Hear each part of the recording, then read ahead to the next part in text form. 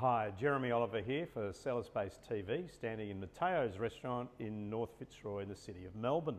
And this is very much today a continuation of our last tasting, in which we looked at 5 different rosés, different varieties, and now we've just got another 4. And some of these represent varieties, some of these represent regions, and some of them are just here because a generation slightly younger than my own assures me they still drink it, so we need to have a look.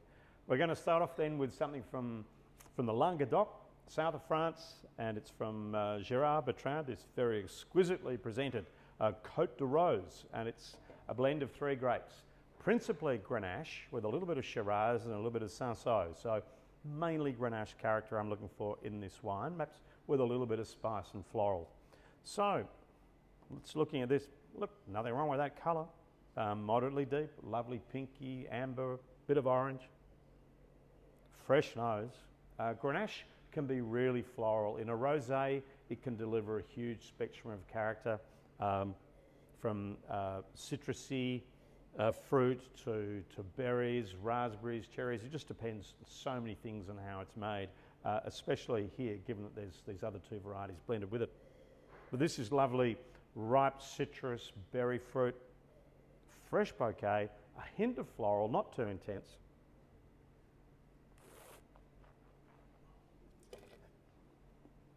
Quite a juicy, round, luscious palate. Not great length, mind you. Not great length.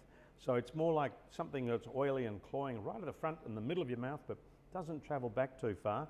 It's quite savoury, quite dry. Just a hint of sweetness there at the finish, and not bad. I'm just a bit let down by the lack of genuine length here. So now for an Australian equivalent, if we do. This is from the Barossa Valley, Turkey Flat, and it's their 2019 Grenache Rosé. So 100% Grenache. Once again, fantastic colour. A little bit of pink, a little bit of amber, a little bit of orange. Very bright, not too deep. Now this is dead serious. This is a very good wine. Beautiful, opulent, heady floral. I could just sniff that for hours, actually. That's just totally charming. Berries, fresh flowers, a hint of potpourri, hint of peach, hint of citrus, but just lovely berry fruit.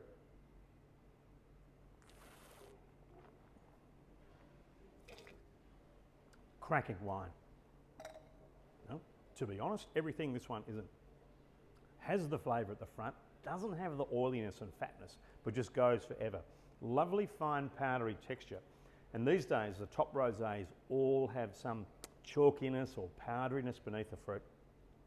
And then it finishes with this sort of mouth-puckering lemony acidity. Goes forever. It's quite dry, not completely, but what a good drink. I'm really surprised and pleased by that wine. Same grape variety now. This is Willoughby Bridge, Heathcote in Victoria. Another Grenache, 2018 vintage. Still a lovely fresh colour. Really good. Not quite as pink as the others, but it's lost that because it's a year older. This is more musky, more funky, more evolved. Whoever made this wine wanted to put a bit of leesy, skinsy, yeasty contact after fermentation. So it hasn't got the purity of these other ones. It's sort of got a bit of wet wool, lanolin character.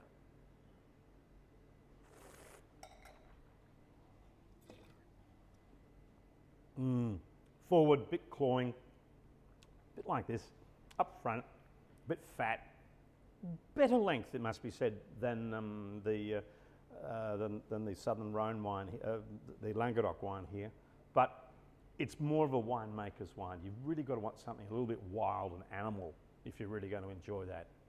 Just not quite there for me. And I'm sort of terrified of this last one, the Matus.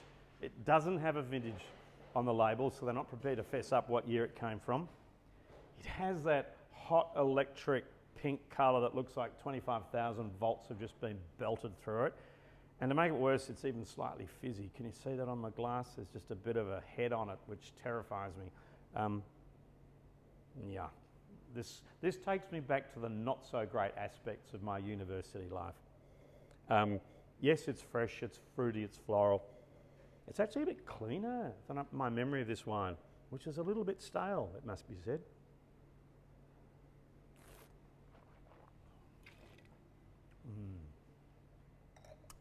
Sugar, sugar, sugar, sugar, and a little bit of fruit and not much length. Sugar, like raspberry cordial. A little bit of chalkiness down the palate. Lacks length, that lacks fruit. Sort of terrifying, that wine to me.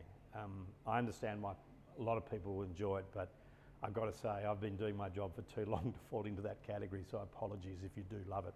So what do I think here and how do I wrap this? Okay, from the Languedoc, the Grenache blend, savoury but lacks length, and it has promising Grenache character, berry character, but that character is really delivered upon supremely well with the Turkey Flat, which is a 2019 Barossa. Heady florals, beautiful palate, beautiful chalkiness and openness of fruit, fantastic acidity. I love that wine. I really would give that a silver medal, and I'm a very hard marker when it comes to wine. That's a 90, 91, easy.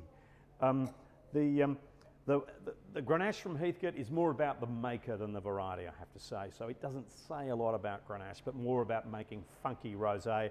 And the Matus is the Matus, and it should perhaps come for a warning sign from people from my generation.